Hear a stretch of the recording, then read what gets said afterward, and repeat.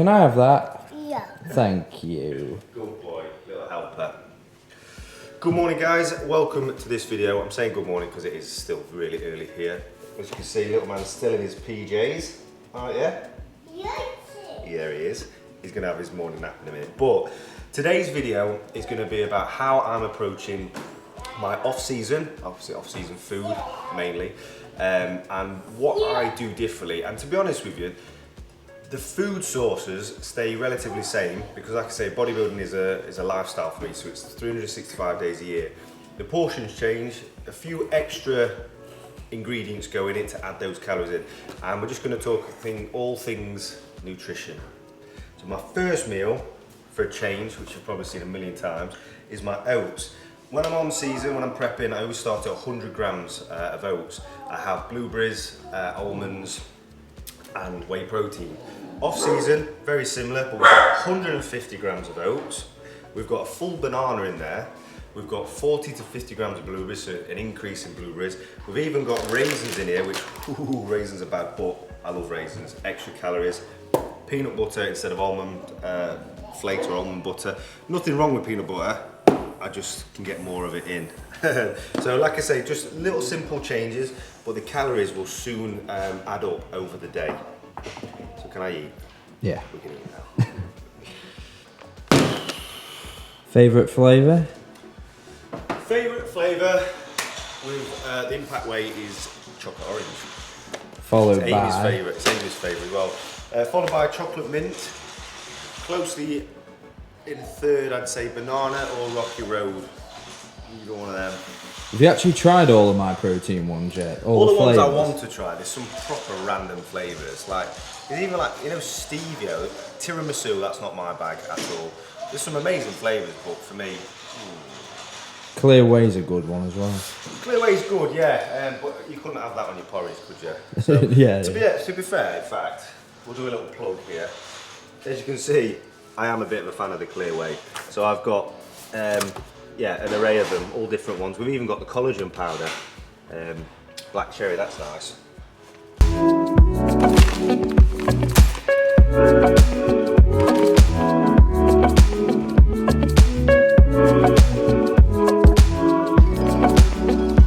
Favourite meal of the day? Breakfast or not?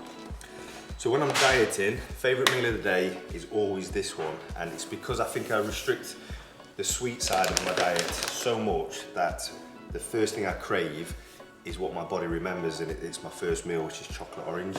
I think it's very important as well when you start prepping. It's all dependent on the person when they prep, whether or not they can mentally have a cheat meal and be okay and get back to it. For me, I like to forget what that food tastes like, burgers, chips, all that kind of stuff. And if I need a refeed, I'll have a refeed rather than a cheat day, just to reset leptin levels and reset my mind. But yeah, like I say, if I've ever cheated on a diet, which is on a handful of times, it'll always be where I replace a meal, like a salmon meal or something, with my oatmeal. So I've never caved so much where I go to McDonald's and eat some crap. It'll always be on oats or something like that. So it sounds ridiculous, but it works for me. That's about it. So you know when you talk about like refeed, would you just say that's more oats? What would you class as a refeed? Yeah, so when I do a refeed, it's all the same meals as what I have. We just double the carbs each meal, and we'll increase the fat slightly just to reboot leptin levels. So I'll put some extra red meat in. So instead of having like a fillet steak, I'll go to just red mince, so there's more fat in it. And just add maybe some more flaxseed oil into that day. Put in an increase in fats in general, so almonds or walnuts and whatnot, and then obviously double the carbs up. And you'll spike, you get a massive pump for a couple of days, and then you'll actually lose more weight because it kickstarts the metabolism. So that's what I've always done. A lot of people need that cheat, like I say, for the mental side of it, but I've just never allowed myself to do that, and it's always worked for me. Stick to this stuff. Yeah. Can I eat now? Yeah. I'm just going to watch my son because he's an absolute menace. What are you doing? He's like Mowgli, isn't he? Here he is. He's got the pen. He's going to go and draw everywhere. Right, so we've just been talking about what my plans are for this year and where I'm currently at.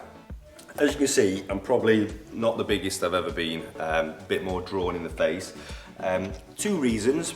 One, because I'm going on holiday next week and it's our first family holiday. I didn't want to be walking around like a big blubber all holiday. And 2, I've actually had a bit of time away from training. And it's the first time I've actually voluntarily done that. And that's because I've had like niggling injuries, and you know when your head's not massively in it. And I'm old enough now to realise it actually is beneficial to have that time away when you're feeling like that from the gym, because it reboots you and gets you set up for when you go back in.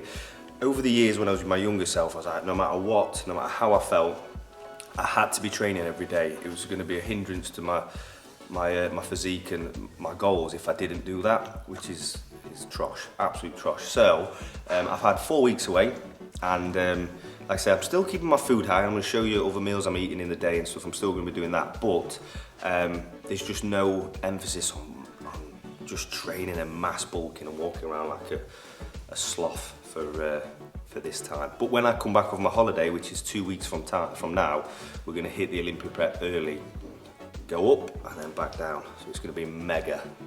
How does it feel like not training? Yeah, mentally it's quite hard because I keep thinking to myself, I need to be training, and then the other side of me, the more educated, older side of me, keeps realising that it's not going to make a difference, it's fine. In the grand scheme of it, over 20 years I've trained, 4 weeks out of 20 years is not going to make a massive difference. Some people might be shouting at the screen now saying, yeah, but your other guys you're going up against will be training harder, they'll be doing this, and you see these motivational videos saying you need to be training harder than everyone else, and that's correct, I agree with that, but there is a time for rest, and I don't often do this, so this is my time to rest before we hit it hard and win that Olympia this year. Listen to the body. I said it, yeah, and listen to the body. Wash up after yourself. How dare you. How dare you. Right, so we're moving on to the next meal I'm going to be eating, which is going to be steak and white potato. So normally I stick to rice when I'm dieting. 1 for convenience, because I just cook in mass, and 2, it's just easy digestible on my digestive tract. Whereas off season I try to vary it up so I don't get too bored, and I like chips. So we're making homemade chips. Again, with rice, it's a complex carb. There's no need to add anything to it, so no oils to cook it, anything like that. Whereas chips, potatoes, yes, you can do it like boiled and all that kind of stuff, but off season I want to taste it. So I will cook in oil. So even if it's air fried, we'll put quite a bit of decent oil in it, all different salts and whatever. Chips and steak. Got to get Maris Pipers as well. If you're having white potato, it's got to be Maris Pipers.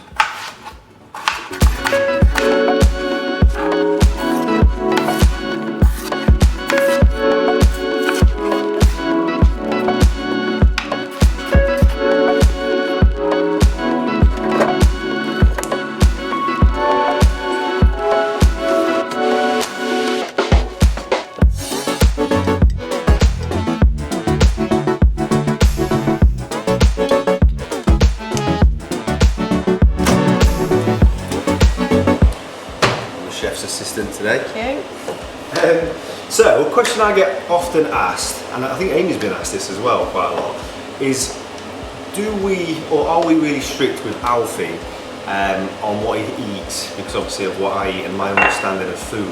And the answer to that is we're not. Obviously I wouldn't expect him to have chicken and rice and all that. He needs to have a good balance, but we do try to obviously get a good amount of nutrients in, as well as letting him have treats and normal childish food, should we say? Can you say childish food? Yeah. Works. For instance, Amy now, she's, what are you cooking? Pizza croissants. Yeah, that's not on my diet. Although I'd like it to be, but off season it can be.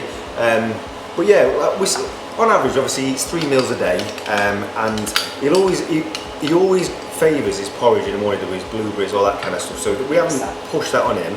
You put him cereals or oats, he'll go for oats all day long, or some wheat bits. So he's quite healthy in that respect. Eats his veg at the minute. He's been eating it so far, but we've had a few days where he's started to reject it a little bit. But he doesn't have many snacks. He's not a massive chocolate fan, is he? No, he's not. He has a little bit. He has little bits, doesn't he? If he wants it, but he's not craving it and asking for it all the time. And then we'll get him something like this. This is going to be his lunch, isn't it? Yeah, whether he eats it is a different story. He's not felt brilliant the last few days, but he does tend to have a go at most things. He's definitely my son where he'll attempt everything, and then there'll be a few things he doesn't like. He loves ice cream. He'll pick ice cream over chocolate. That is true, actually.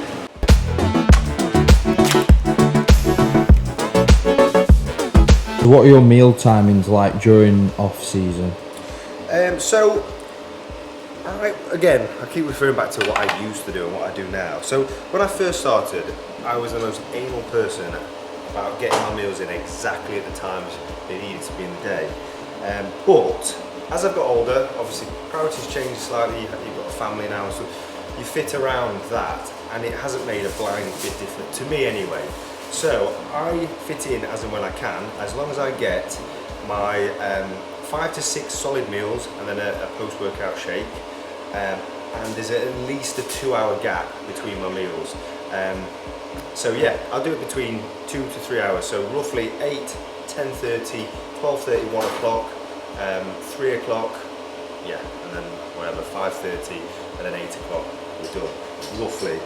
Again, it depends on the season. I'll be very specific at having like clean, fast-acting protein, like whitefish, chicken and stuff like that in the day. As I go into the evening, it'll be more fatty, slower releasing proteins, i.e. steak, salmon, mackerel, mince, all that kind of stuff in the evening. But off-season, I try to like mentally switch off as much as I can. So at the back of my head, I still know I'm getting all my calories in, everything in like a good array of nutrition, but just very sporadic in how I eat. So again, this will be my 12 o'clock meal now. So we're having 2 fillet steaks, which will be around 300 grams of weight. So it's a good amount of red meat there. We're going to be putting chips with it, and then maybe some asparagus, broccoli, all that kind of stuff. So it's still a very clean meal. The portion sizes are big. And then I could possibly add, like I say, the satay sauce or a barbecue sauce. Even cheese if I wanted to, just to get some extra calories in on my off season. There's no need to worry on your off season. Get the calories in.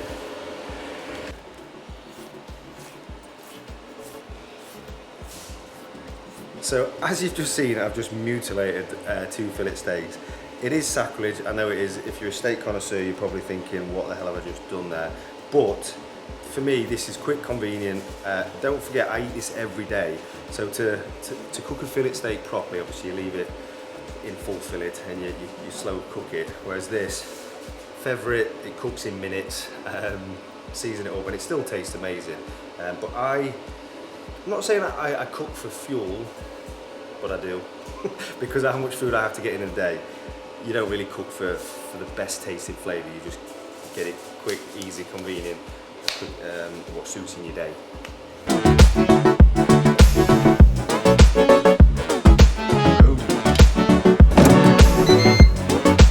Right guys, so we're going to end the video here because you've seen me cook all my meals a million times, and it's quite boring and monotonous, but that is bodybuilding. It's the repetitive, same meal plans every day, just different portion sizes. I just wanted to do this video to just show you little things I do in my off season, just to get those extra calories in, and to like mentally switch off, so then you're rebooted and ready to go again on your next prep. And that's how I've sustained what I've done for 10 years competing, but 20 years doing this nutrition and training. But I will put my off season diet up in a minute. I'm not going to do it yet. I'll put it up in a minute, so then if you wanted to follow it and try it and then maybe compare it to yours, I might even put, in fact I'll tell you, my weight is around 220 pounds, so about 100 kg. I'm 5'10", 178 centimetres, and yeah, train 6 days a week. You've seen my physique and whatnot, so try and compare your nutrition to that and see where, if you're having more, if you're having less, see how your body reacts to it. But I'm going to stop blabbering on. Here's my meal now. Give it a try, and then I will check in with you on the next video. I'm going to go do my recovery before my holiday tomorrow. I can't wait for that. Might even show you a bit of how I'm eating on a holiday, but I warn you, it ain't going to be bodybuilding. It's just going to be all things beautiful. for 2 weeks. So recovery time for me now. Thank you for watching the video. I really do appreciate it. Please like, comment below and subscribe to the channel if you want to, that is. Take care. See you soon.